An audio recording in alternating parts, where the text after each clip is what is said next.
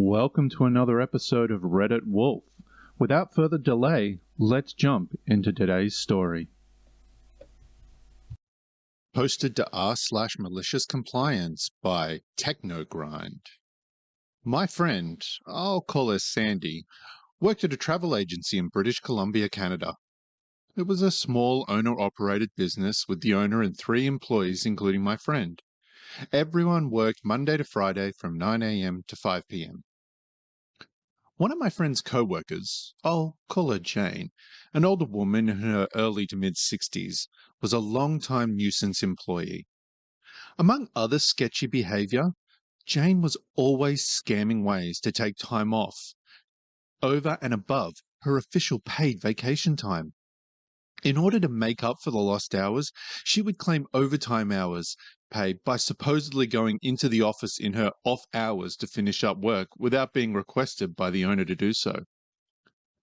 Despite being caught in her own lies on a number of occasions, and being warned about trying to claim for unsanctioned overtime, the owner of the travel agency was reluctant to officially reprimand Jane, or to get rid of her.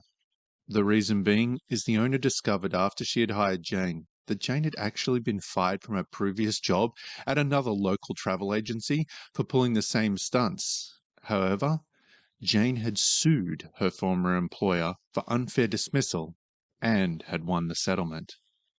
After a few years of my friend Sandy working at the travel agency, the owner was ready to retire and offered to sell the business to my friend. Sandy took her up on the deal and took over the business while keeping Jane on and the other employees. Once again, just as the previous owner was afraid to get rid of Jane, so was Sandy for being sued. When Sandy took over the business, she instituted guidelines regarding taking time off, and she established an official no overtime policy. Jane would still try her shenanigans, but was far less successful in getting what she wanted with my friend in charge. However, Jane still had one trick up her sleeve when she wanted to take time off on a whim. Sandy was a divorced single mum of 2 boys who were heavily involved in youth hockey. She would sometimes leave the office an hour or 2 before closing to get her boys to hockey practice or a game. In order to avoid requesting in person and potentially being denied, Jane would wait for Sandy to be out of the office to book a day off if she didn't feel like coming into work or had made plans. Sandy would then arrive at work the next morning only to discover that Jane wasn't coming in. Despite this happening a number of times, Sandy would usually let it slide since there was now a definite no overtime policy. Therefore, Jane could no longer claim to come into work on the weekend or after hours in order to try and make up for the day off. She would either miss out on a day's pay, in turn saving Sandy money as the owner, or it would come out of her remaining paid vacations. Moreover, 2 people in the office at one time could usually handle everything. Jane not coming in was really a no-loss situation for Sandy. There was one time, however, when Sandy was going to be away for 1 or 2 work days just before the weekend to take her boys to a hockey tournament. She told both Jane and the other employee, both verbally and in writing, that they could not book time off for the dates in question, since she would be away and needed both of them in the office. Within a few days of giving this notice, Sandy went into the office on a Saturday to do some paperwork and go through the sales for the week. This is when she discovered that, only the day before, Jane had booked a trip for her daughter and son-in-law to Las Vegas, as well as a plane ticket in her name to Calgary, where her daughter lived. Both the trip to Vegas and the trip to Calgary coincided with the date Sandy would be out of the office. Sandy then checked the vacation booking schedule to further discover that Jane had indeed booked the days off and that she had expressly been told she couldn't have. Not mentioning that she had discovered the travel Jane had booked for herself and her daughter, Sandy emailed Jane telling her that she would have to deny her the days off since she'd already been told they were unavailable because she, Sandy, would be away and needed Jane in the office.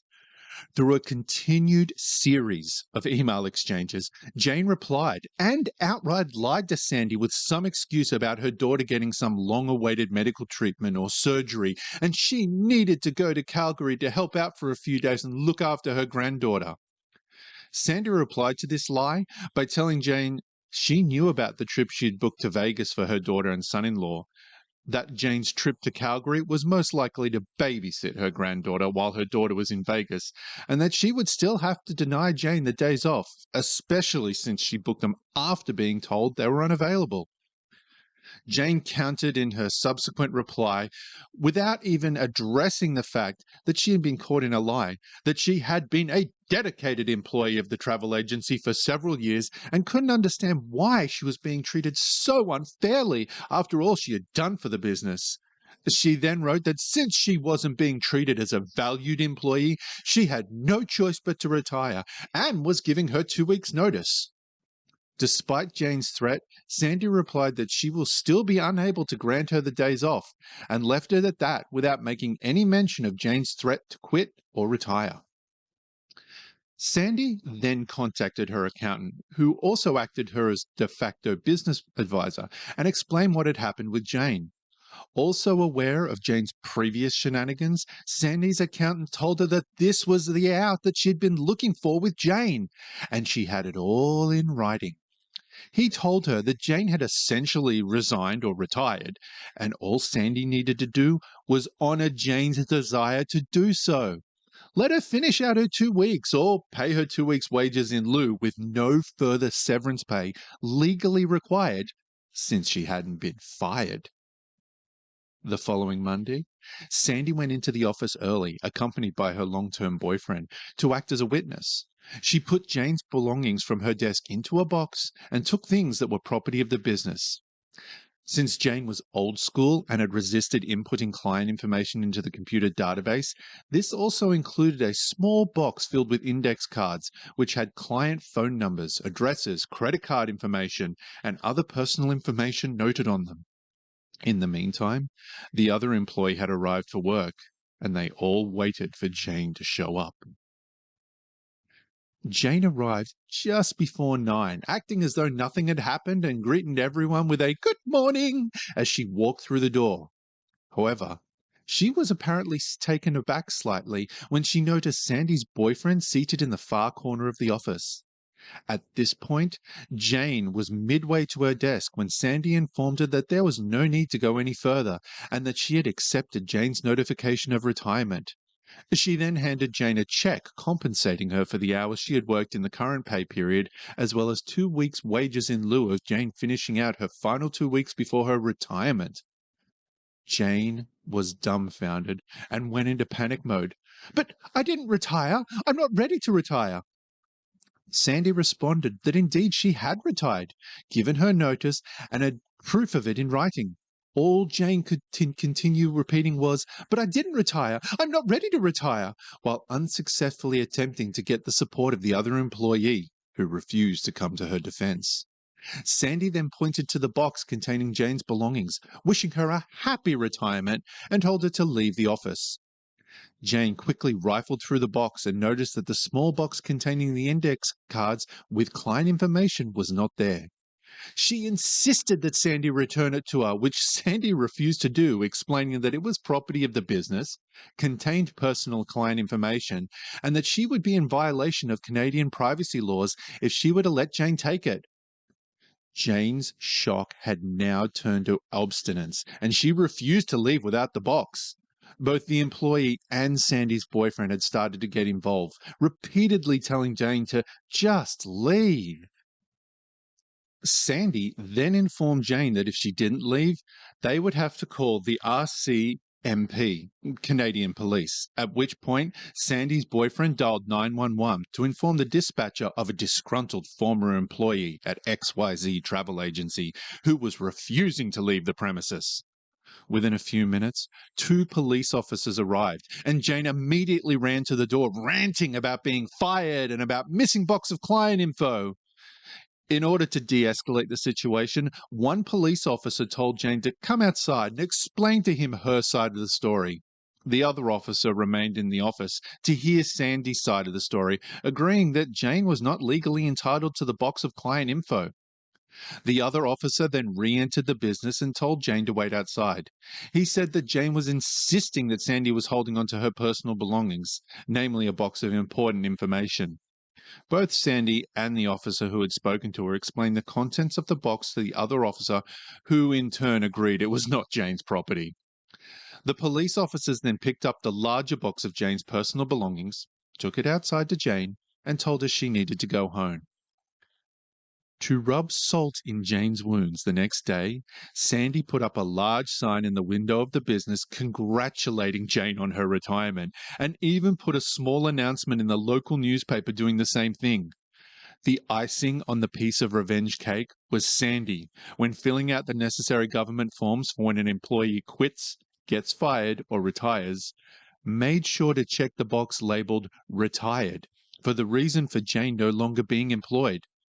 By doing so, Jane was ineligible to collect unemployment insurance benefits. Story number 2. If you don't like it, you can leave. All right then. This is my stepdad's story, not mine. Secondhand. But English is my first language, so please nitpick my grammar. My dad works for an employee-owned civil construction company. They make water processing plants among other public utility buildings. Contracts can range from $10 to $50 million and more after expenses.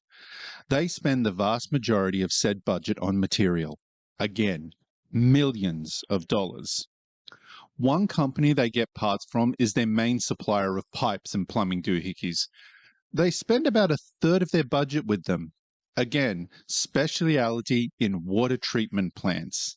He was even receiving awards for being one of their top 5 customers. 2 years ago, it was a fire hydrant cookie jar, which he found hilarious. This particular job was on the East Coast in a state where my dad has yet to work.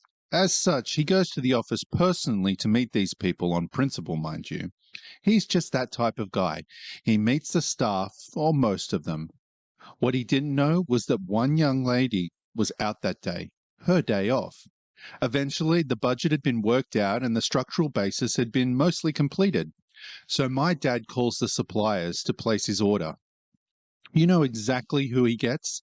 The one lady he didn't get to meet. So the conversation goes a bit like this. Dad: hello, this is Dad. I need to order some parts. Lady: of course. Do you have an account with us? Dad: yes. So-and-so construction company.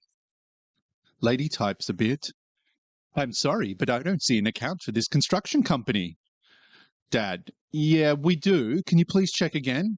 Lady: I'm afraid we don't have an account for this construction company.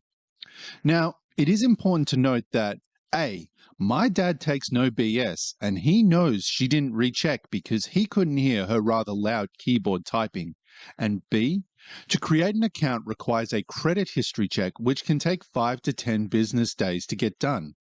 This company, my dad included, runs a tight ship, so this is entirely unacceptable.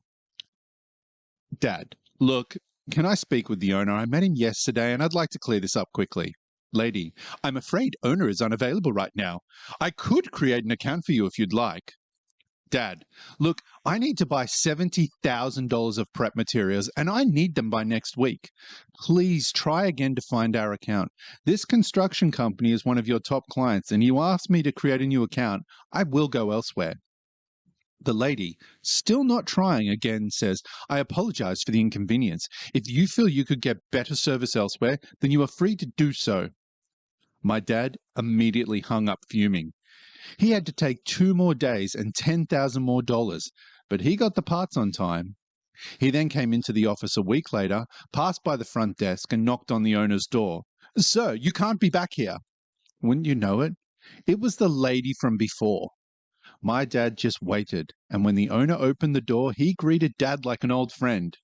After explaining the situation, the owner immediately called the lady in, calmly berated her, and showed her exactly how to find this construction company in the future. My dad isn't someone to get people fired. Better to humiliate them into competency. The owner then called corporate, who authorized a 10% discount on piping as an apology. This contract had a piping budget of $9 million, so that discount went straight to profits. As a stockholder, that goes to my dad's pockets as well. He's never had a problem before, nor since. And we've reached the end of the episode. Thanks for listening. Please remember to like and subscribe, and I'll see you next time.